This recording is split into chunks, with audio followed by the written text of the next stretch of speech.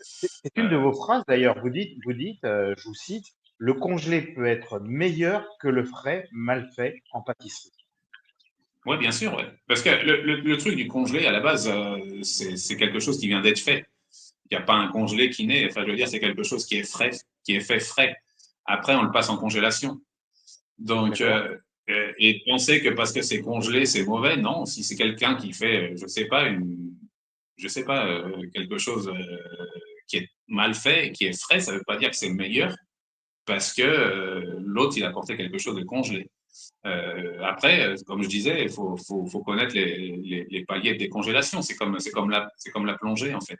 Si on laisse un produit du congèle direct dehors, non, ça va le flinguer, quoi. D'accord. Donc, Il y donc, a, il y a, donc, donc, faut par aller exemple, j'ai un doucement. produit qui est congelé. J'ai un produit qui est Ouais. congelé.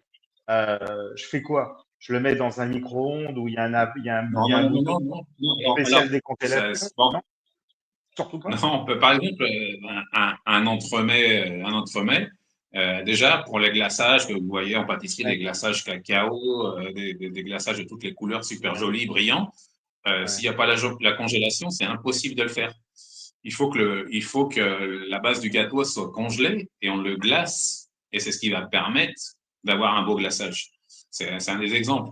Euh, c'est pour ça que je dis D'accord. la Quand je veux congélation, il y a décongeler, cette idée que c'est mauvais, mais ça n'a rien à voir si le produit est très bien fait depuis le départ. Et dans la plupart des pâtisseries, je peux vous garantir que déjà, je peux vous le dire, tous les entremets que vous mangez glacés, enfin avec un glaçage, c'est des produits qui ont été congelés. Et d'accord. néanmoins, ça reste des On a produits de décongelé. top. Et alors, je décongèle comment? On attend gentiment que ça se Alors, décongèle pendant plusieurs en, heures et en, puis en après on le remet au frigo. réfrigération. En réfrigération, il ne faut pas lui donner un choc thermique, sinon c'est un gros choc thermique et ça ne va pas aller.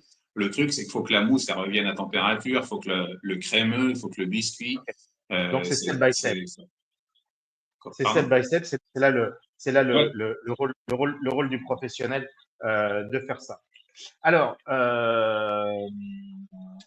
par rapport à tout ça, donc c'est aussi pour vous la possibilité de pouvoir exporter vos produits, ne pas uniquement rester sur la région de Cancun. Non, l'idée, c'est de grandir. Hein. C'est à futur, si on peut être sur Los Cabos, Puerto Vallarta et la ville de Mexico, oui, nous, on a de l'ambition. Le truc, ça prend du temps. Faut être honnête, les hôtels, c'est difficile de rentrer. C'est très, très difficile. Mais une fois qu'on est rentré, c'est bon, quoi. Le truc, c'est de pouvoir rentrer parce que, euh, en fait, dans pas mal d'hôtels, les gens qui prennent la décision, ce sont les acheteurs, pas forcément les chefs. Donc, le premier contact qu'on a au Mexique, et il faut le savoir, ça va être avec les achats parce que ce qui s'est passé il y a plusieurs années au Mexique, ce qui se passait, c'est qu'il y avait des grosses magouilles des chefs avec les fournisseurs. Et il y a des chefs qui se sont retrouvés avec 3 ou 4 maisons au bout de 2 ou 3 ans. Donc, le fournisseur lui disait, si tu m'achètes, je te donne tant. Donc, voilà, le gars, il achetait, il achetait, il achetait, et puis il pouvait s'acheter des baraques. Donc, il y a eu des grosses, grosses magouilles. Donc, maintenant, ça passe avec c'est les achats, mais bon, c'est juste passer la magouille d'une autre main, parce que c'est pareil, ils demandent d'autres choses. Donc,